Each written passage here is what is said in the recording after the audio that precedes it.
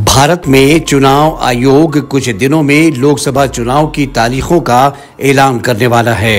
कयास लगाए जा रहे हैं कि इस बार भी चुनाव अप्रैल मई महीने में ही आयोजित कराए जा सकते हैं। राजनीतिक दलों ने अपनी पार्टी के प्रत्याशियों के नामों का ऐलान करना भी शुरू कर दिया है।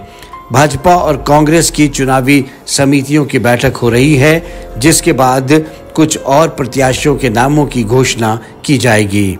राजनीतिक दलों का चुनावी अभियान भी शुरू हो चुका है। तृणमूल कांग्रेस ने जो पश्चिम बंगाल में अपने ही बलबूते पर चुनाव लड़ेगी, कोलकाता में अपनी विशाल चुनावी रैली की, जिसमें बड़ी संख्या में लोगों ने भाग लिया।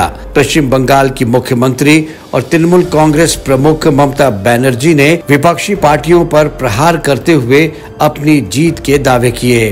तृणमूल वर्सेस बीजेपी, এখানে কংগ্রেস সিপিএম ওদের সাথে লড়াই চলবে। তৃণমূল কংগ্রেস এখানে বাংলায় একা লড়বে, আসামেও লড়বে, ইউপিতেও লড়বে, একটা সিটে অখিলেশের সাথে কথা হয়েছে। कांग्रेस की जहां भारत जोड़ो न्याय यात्रा जारी है, वहीं चुनावी रैलियों को भी अंतिम रूप दिया जा रहा है। राजनेताओं के पार्टी छोड़कर जाने और पार्टियों में आने का क्रम भी जारी है। प्रधानमंत्री नरेंद्र मोदी ने उत्तर प्रदेश के नगर आजमगढ़ में भाजपा की चुनावी रैली को संबोधित करते हुए विपक्षी दलों पर हमला बोला।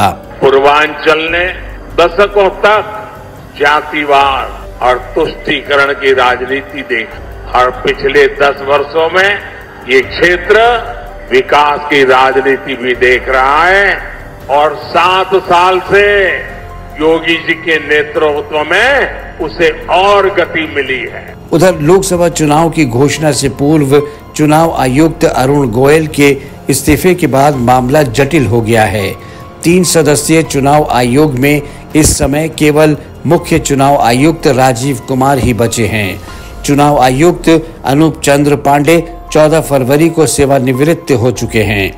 ये ऐसी स्थिति में है कि मुख्य चुनाव आयुक्त और चुनाव आयुक्तों की नियुक्ति को लेकर केंद्र के नए कानून को चुनौती का मामला अभी सर्वोच्च न्यायालय में लंबित है।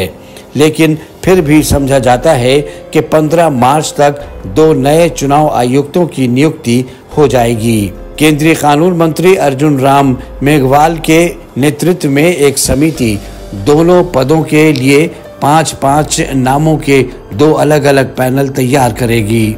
बाद में प्रधानमंत्री की अध्यक्षता वाली चयन समिति, जिसमें एक केंद्रीय मंत्री और लोकसभा में विपक्ष के नेता भी शामिल होंगे, आगे का काम करेगी। ज्ञात रहे कि 12 जनवरी को सुप्रीम कोर्ट ने नए कानून पर रोक लगाने से इनकार कर दिया था, लेकिन वह नए कानून का परीक्षण करने को तैयार हो गया था।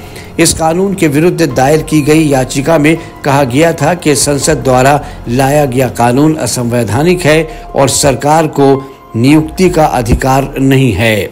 मुख्य चुनाव आयुक्त और चुनाव आयुक्तों की नियुक्ति को लेकर बनाए गए कानून में देश के मुख्य न्यायाधीश को भी शामिल करने की मांग की गई है, जिन्हें संशोधित कानून के तहत नियुक्ति समिति से हटा दिया गया है।